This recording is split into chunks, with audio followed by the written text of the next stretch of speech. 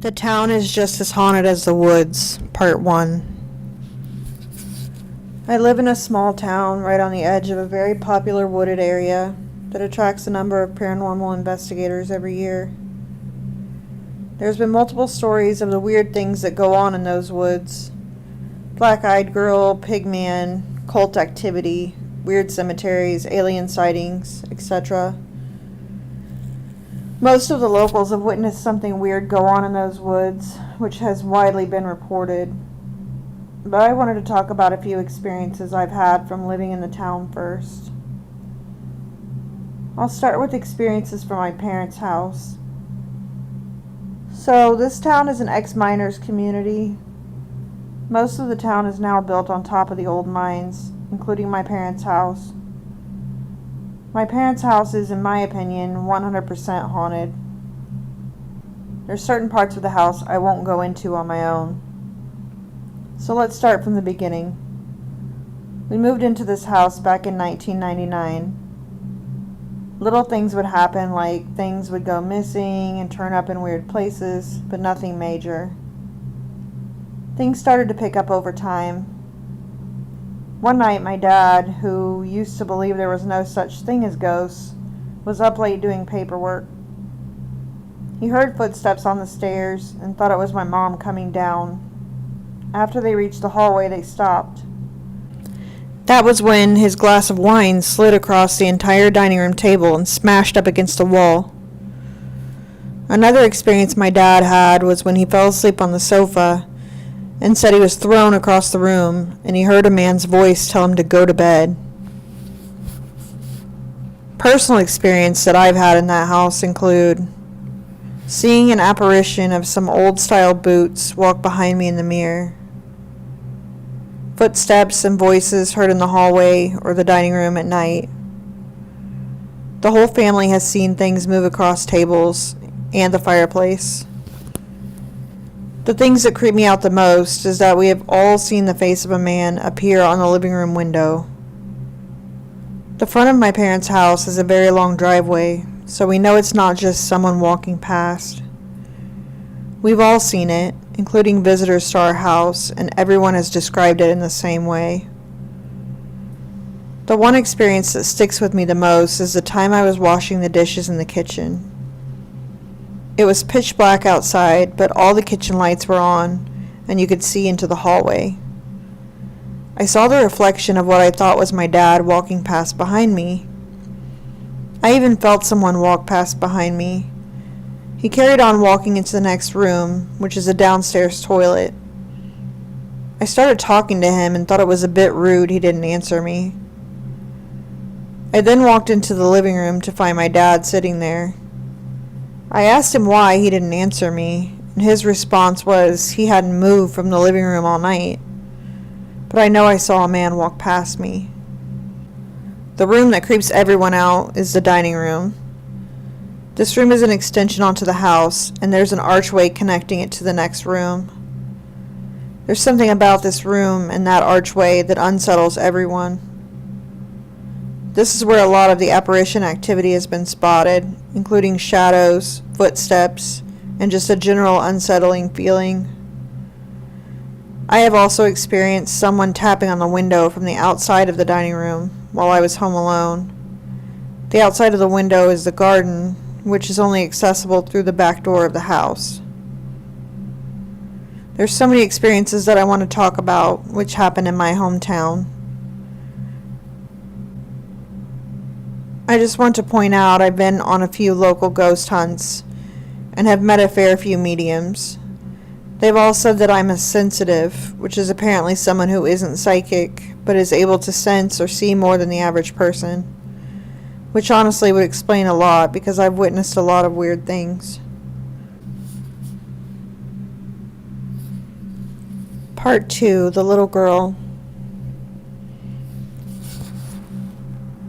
I visited my parents' house this evening for dinner, which reminded me of a few more experiences that I'd had in the house, which I'd missed out of my last post. So back when I was 18, I worked nights. I came home at 7 a.m. on a Saturday morning with my now fiancé. We used to work together, which is how we met. We were always super quiet in the morning because everyone else would still be in bed. We went straight into the kitchen as usual and clicked on the kettle to make a post-work brew before bed. I also forgot to point out in my last post that the very active dining room is the room attached to the kitchen, so you walk through it to enter the kitchen. Myself and my partner were quietly chatting away when we heard footsteps in the hallway, which entered the dining room and abruptly stopped. We both heard as clear as day a woman start laughing. We both whipped our heads around thinking it would be my mom, but obviously there was no one there. Everyone else in the house was still asleep in bed. The following evening when I woke up, I spoke to my mom about what had happened in the kitchen. She told me that she had also been experiencing weird things go on in the house that week. At this point, we were used to the spirit of the man that lived in our house. But this was something else. It felt sinister. The following weeks brought some odd activity into the house. I and the rest of the household on different occasions heard a little girl skipping and laughing in the hallway. Female whispers and crying could also be heard in the night. My mom went to see a friend after this who is a psychic. She explained to my mom that this little girl had come into contact with her while in the local town. The girl had taken a liking to my mom and decided to follow her home. It wasn't the first time someone had come to see the psychic about this girl. Apparently, she had followed a few people home. We decided to get the house cleansed to send this girl home. However, the male spirit that we have nicknamed John still remains in the house to this day. Although the spirit of the girl has now left the house, there was something very unsettling about it being there. That atmosphere at the time changed in the house, and everyone seemed on edge. Part 3. The School and the Pub. Back in the day, I had a friend who lived next door to the local high school. I stopped over one night and refused to step foot in his house again. A bit of backstory: the school was built in the early 1900s. It's got a lot of history to it. I attended this high school growing up, just like nearly everyone in the town did. There were rumors of it being haunted, but most of the time everyone just put it down to it being a stupid story. Under the school was a number of tunnels. They were originally built due to the Second World War as safety precautions. The tunnels are still used to this day for storage. The story goes that one of the students was murdered in the tunnels by a group of teenagers. However, I've never been able to find any truth to this story. So back to my friend's house. The layout of his house was very strange, as it used to be a pub back in the early 1900s. We were upstairs in his room just talking. It was about 1 a.m., and it was just the two of us in the house. All of a sudden, through his bedroom window was a flash of light. This obviously caught our attention, so we peered out the window. Directly out of his window, you could see the assembly hall of the school, which for some reason all the lights were turned on. I looked at him as if to say, "What the fuck is going on?" And he just said to me, "Just wait, you'll hear the singing in a minute." Lo and behold, we heard muffled singing coming from the hall. It carried on for about a minute and then abruptly stopped, and all the lights switched back off in the school. I asked him what the hell that was, and he replied, "It happens fairly often. I've gotten used to it." We put a film on to calm my nerves as to what had just happened. Around an hour had passed, and we heard footsteps from outside his bedroom door, and it went eerily cold in his room. The pacing outside his door continued for just a minute and then stopped. I was terrified at this point, but he didn't look bothered by it at all. I told him to explain to me what on earth was going on. He said to me, "This house is haunted by 5 ghosts. The old lady who walks back and forth on the driveway, who could be seen through the kitchen window. She wore a scarf around her head and had a hunched back. The lady with no teeth, who would just stare at you, smile, and then disappear. And the 2 children who could be heard laughing and playing together. He said he was used to seeing them all and they were harmless. He then paused, took a breath, and said, "There's the one we call the tall man." He was the one outside the door. He would only appear when renovation was being made on the house. He didn't like change, apparently, and he would make that known. Rooms where renovation was taking place would become freezing cold constantly. It didn't matter how warm the rest of the house was. That particular room would be stone cold. Things in the room would get thrown around at night, and someone could be heard pacing and stomping angrily about. The reason he was called the tall man was because of obvious reasons. My friend said he had seen him twice, and he was nearly 7 feet tall, in period clothing and wearing a top hat. After that night, he did say to me that he was unsure why he had made an appearance that night, as there was no renovation work taking place when I'd stopped there. We both got obsessed with trying to find out the history of that house, but couldn't find anything apart from the fact that it was an old pub. I wouldn't go back to the house after that night, and every time I would walk past the house on my way to school, I would get anxious and refuse to look at it. The town has a number of pubs, 2 of which are from the 1700s and still in use today. These 2 pubs are particularly very haunted, and I'll be writing about those in my next post.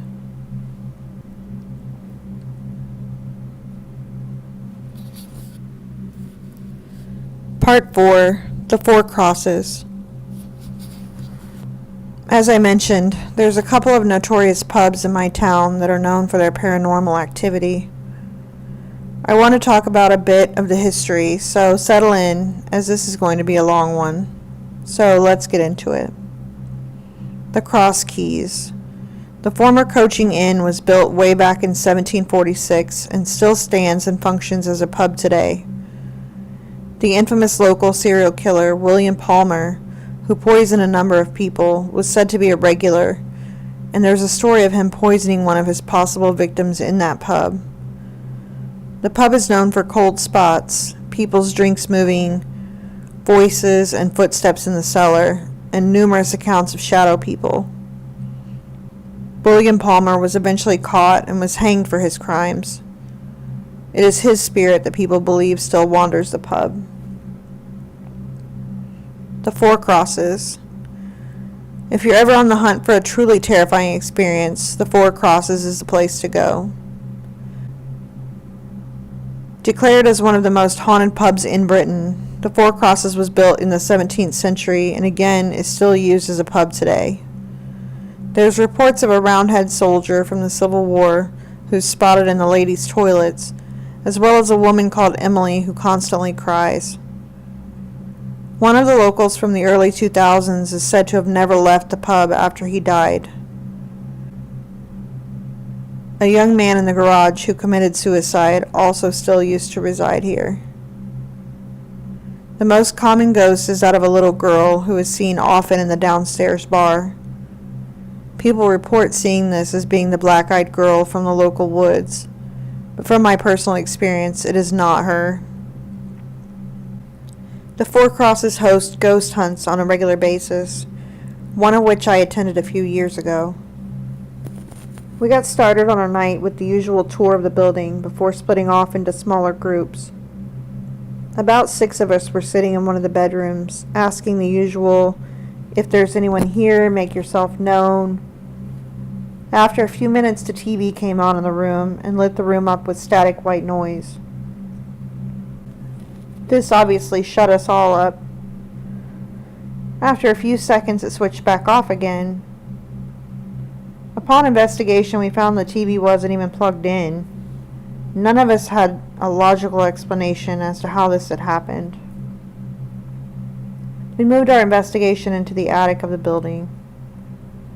Just a bit more history for you here. The wood beams in the attic were originally beams taken from a ship, so the wood beams are older than the building. This was told to us after a couple of people in my group, myself included, said we felt a bit motion sick. Apparently it was a regular occurrence in that room. So we got out the Ouija board to see if we could contact anyone. We did. We were starting to talk to the little girl. She was scared and felt alone. She was trying to find her mother. She spelled out her name to us, Emily, not the woman who was supposedly meant to be seen crying. We asked if she was buried in the cemetery across the road, and she said yes. A few people went over to the cemetery and actually found the grave of a little girl named Emily. Throughout the night, we conducted a number of investigations where we heard whispers, creaks, and odd noises. As we came to end the night, we placed a torch on the table, and we asked Emily to turn it on, to which it lit up extremely bright. This was actually caught on video. Everyone seems to have a story about the Four Crosses, and it is extremely haunted. It was one of the most active ghost hunts I've been on. It is close to the local woods, but people are unsure if they're connected. Part 5, Castle Ring. As I edge ever so closer to talking about the infamous woods, I thought I'd talk about one of the oldest locations in the town, which lies just on the edge of the chase, Castle Ring. Castle Ring was originally thought to be back in the Iron Age. Although there is no defined date, the area is believed to be over 2,000 years old. Unfortunately, only the perimeter groundwork is there today. During the 12th or 13th century, a hunting lodge was built, the foundations of which are still visible. Rich in history, this small hill fort has a lot of stories behind it, from UFOs to werewolf sightings to the spirit of a nun, and as always, my own personal experiences of the place. So let's get into it. Back in 2004, a local was driving past the car park that lies at the bottom of Castle Ring when he spotted a hair-covered humanoid figure that crossed the road. Shocked by what he was witnessing, he slowed his car down and attempted to take a photo. He was quoted as saying, "It was about 7 feet tall, with short, shiny dark brown hair, a large head, and had eyes that glowed bright red." The spirit of the nun is often seen near Castle Ring, near where locals would collect water. I was unable to find her backstory. People are unsure if she drowned here, was murdered, or is just somehow connected to the area. The abandoned windmill that lies just up the road from Castle Ring also has a sad backstory. Local folklore suggested that this windmill was built on an old pagan burial ground, which would suggest why it's so active. 2 children also suffocated in the flour silo, who are still reported to be active in the area to this day. The legend tells of a tall, black, shadowy-like figure that was spotted as the children suffocated, which is possibly the same shadow humanoid that was seen back in 2004. Earlier this year, while stuck in lockdown, I decided to take the dog for a walk as part of my daily allowed out once a day for exercise. I hadn't been up Castle Ring for years, so thought it would make a nice change to my usual walk. It was raining, so I knew hardly anyone would be out. I parked up and noticed my car was the only one there. I didn't think much of it, as this year's been a whole load of weird. I started walking around the perimeter on the allocated path. As the path dipped into more of an enclosed wooded area, I started to feel very uneasy. I took out my headphones as something didn't feel right. My eyes started darting left to right as I felt like something was watching me. My dog, who loves everyone and everything, started snarling and barking at something in the woods. At this point, I decided to go straight back to my car. I picked up the pace and walked back on myself, constantly looking around. Out of the corner of my eye, something caught my attention. I snapped my head back around to catch what looked like a black shadow darting behind one of the trees. I ran back to my car and drove as quickly as I could away from that area. I now remember why I hadn't been up there in years. The last time I was up there, myself and a couple of friends witnessed strange-looking lights in the sky. The whole area just made me feel very uneasy, and even thinking about it gives me chills. I know I'm not the only one to have experienced weird things go on up there, and I certainly won't be the last to report it. Part 6. The Black-Eyed Girl. I thought it was about time I spoke about the woods. Stretching for 30 miles, Cannock Chase truly is a stunning place to go in the day. If you're stupid enough to wander up there at night, make sure you don't go alone. However, just because you go in the daytime, don't think the light will protect you.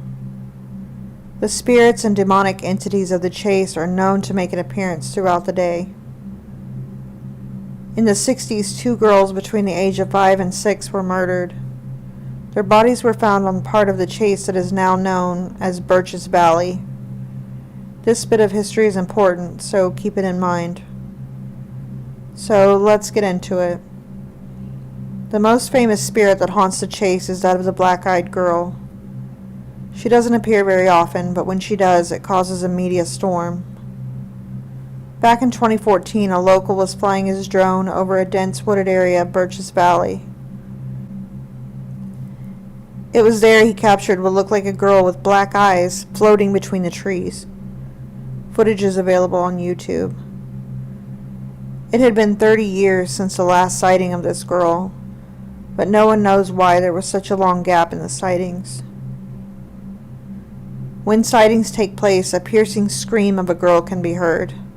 People flock toward the noise, thinking a child is in danger. No older than 10, the girl is known to stand there with her hands covering her eyes. She will then lower her hands to reveal the coal-black pits that she has for eyes, and within a blink of an eye, she will disappear back into the woods. Every person that has witnessed her has given the same account. She does the same thing over and over. She will also only appear in the daytime. So the murders that I was on about at the beginning of this post. Some people believe that the Black-Eyed Girl is the spirit of one of these little girls. It is said that around the time of the murders, another 7-year-old girl went missing, but her body has never been found. Just a bit more to add to this story that's slightly more close to home. Around 15 years ago, my father-in-law was driving back home from work. He drove through the chase, just as many people do every day of their commute. He drove down a long stretch of road through Birch's Valley. He looked in his rearview mirror to see 2 very young girls sitting in the back of his car. He slammed his brakes on and swerved his car. He came to a stop and checked the back seat again. Nothing. The girls had disappeared. He explained to me in much detail what the girls looked like, from the color of their hair down to the clothes they were wearing. He's convinced to this day that the spirit of those little girls who were murdered had made their way into his car. The chase is covered in paranormal activity, from the demonic pigman to the copious amounts of spirits reported to have been seen. I love going up there for the beauty of the area, but it always feels as if I'm being watched.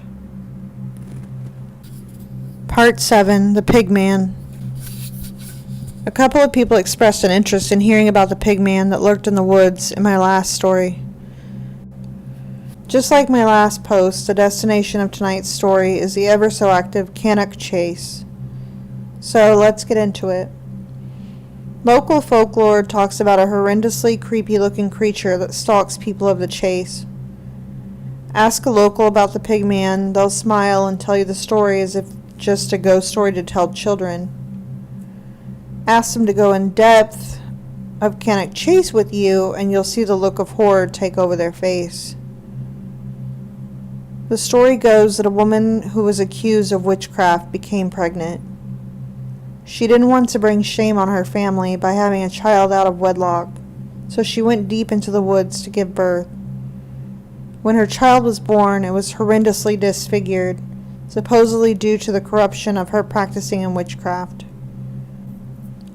She offered her child up to the woodland in hopes that she would be forgiven for the evil she had done. It's said she returned to the village where she soon died from a flu-like illness, taking her secret about her child to the grave with her. A few years later, people started to report a humanoid-like creature that had facial features that resembled a pig. He would watch the children from the village while he stood in the tree line sulking. After a number of children went missing and livestock had been gruesomely killed and thrown around the farmland, the village soon became abandoned and reclaimed by the woods. Centuries went by when the local scout club was camping over at the chase, close to where the abandoned village was. The scout leader recalled the story of the pigman. He told the scouts that if they sing a certain song, Pigman would appear. So they all stood around the campfire and summoned Pigman. He is said to have appeared and murdered all of the group apart from one boy. From that day, the Pigman has been known to roam the woods once again. Now, there's absolutely no proof to back up this story, which is why a lot of people state it as folklore. However, there has been numerous accounts of people seeing a man that stands in the tree line with unusual facial features. People have gotten close enough to see his demonic, mutated face. It's then that he will run back off into the tree line, making a blood-curdling, high-pitched noise, described as a pig squeal. Unusual footprints have been found in the area, yet no one can work out what animal it's meant to belong to.